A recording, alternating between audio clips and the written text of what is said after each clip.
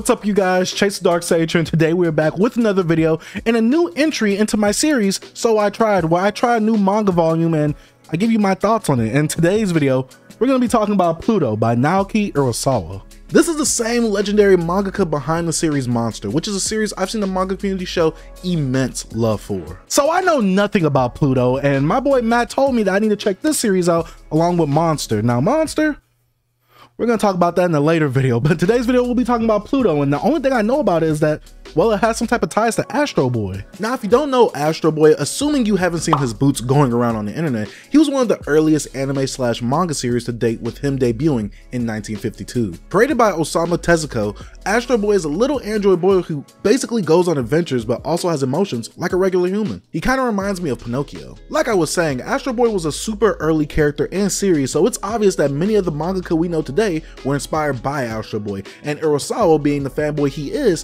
thought he should make his own spin-off based on the world of Astro Boy. This man is the fanboy we all wish we could be. But that's about all I know going into Pluto. Also, there's an anime series coming out for this on Netflix, so what better time to get into this manga than now? So before we actually get into my thoughts on the plot, the writing, the characters, the artwork, go ahead, hit the subscribe button and like the video if you haven't already, and well, follow me on all my other social media platforms. All my links will be in the description down below.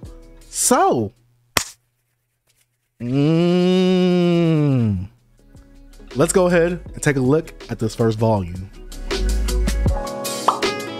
Now let's take a look at the first volume of Pluto. Pluto is published by Viz Media as part of their signature line, meaning it's geared to a more mature audience. This manga is a collaboration between Naoki Urasawa and Osamu Tezuka, and this first volume contains 7 chapters. In total, there are 8 volumes with 65 chapters, so it's not too long of a series. With that out of the way, let's talk about the plot.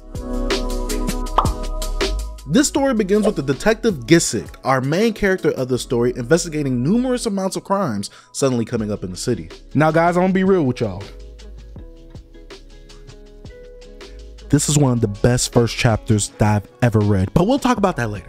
We'll talk about that later. Within the first chapter, we learn that Gesicht is a robot himself. He's investigating a bunch of sudden robot deaths, and we see that the humans and robots both coexist in the world together, with robots trying to become more human-like. After this introduction to what I believe is the main plot, we get a few chapters dedicated to the growing relationship between Paul Duncan, a masterful musician, and North No. 2, the new robot assigned to be Paul Duncan's butler. Over these few chapters, we see that Paul Duncan is very adamant against No. 2 playing the piano, seeing as he doesn't have the authentic experience to actually play, while he learns over time that North No. 2 is more human than he seems. Over the course of these chapters, we see No. 2 taken out, leaving Paul Duncan alone again. This is something I didn't expect to be set up for, but I was pleasantly surprised. We then switch back to Gesicht, meeting with another robot who comes off very human by having a wife and kids to warn him about the imminent danger coming to him. And that's where the volume ends, with a very nice character reveal at the very end. In fact, it's like the last page of the last chapter. What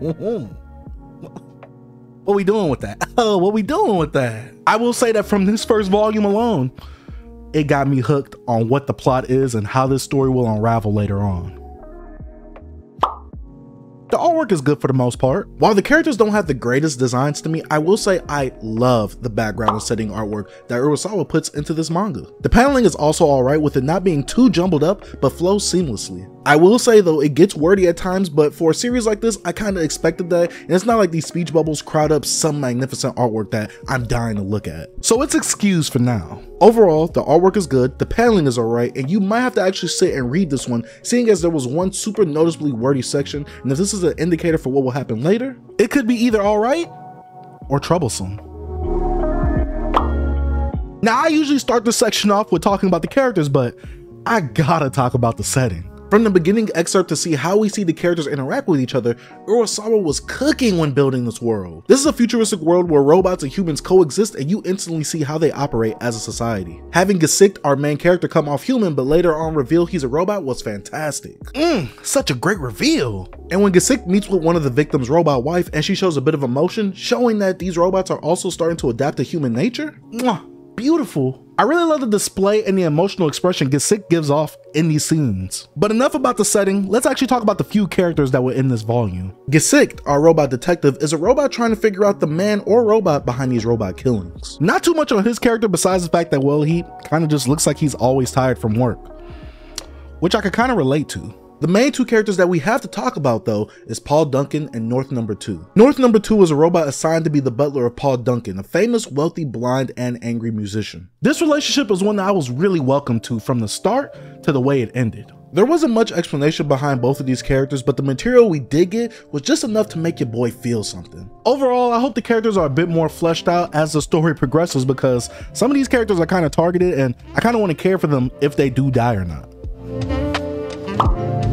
Now, when this volume started, just from the first chapter alone, I was already invested. This series has one of the best first chapters that I've ever read. It established a world with robots and humans coexisting, the main problem, how the world was affected by it, and the slow development of robots becoming more human-like. The one thing I loved the most was the dynamic between the two characters North Number 2 and Paul Duncan. You can see that Paul Duncan, even with fame and money, still has trouble dealing with his past and having such a harsh attitude towards Number 2 because he feels he's just a robot. Over the course of Number 2 watching over Paul Duncan, we can see some of the layers peeled back on this robot, seeing as he's traumatized from war, killing his own kind, and wanting to experience playing the piano to express his pain, just like Paul Duncan. We even see him troubled while he's sleep charging, which was a great detail that I love that Urasawa included. There are many things to unpack in this relationship for later on that I'm hyped to see. Also, I gotta mention that my eyes were glued to that dialogue since the series seemed to be geared to lean on it heavily, and I will say, it didn't bore me. It actually made me want to see more conversations on how this world is to flesh out the history of it a bit more. To sum up this section, this is just the first volume, and I'm happy to see some of the plot and writing elements that I've been yearning for to be in a series like this that, well, I'm just super hyped for now.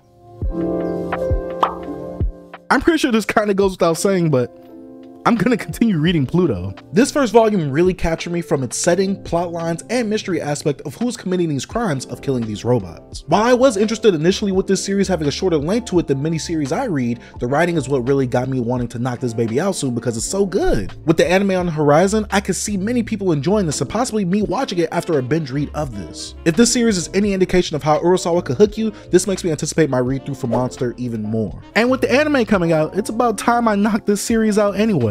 With all that being said, I have to give Pluto Volume 1 a 9 out of 10.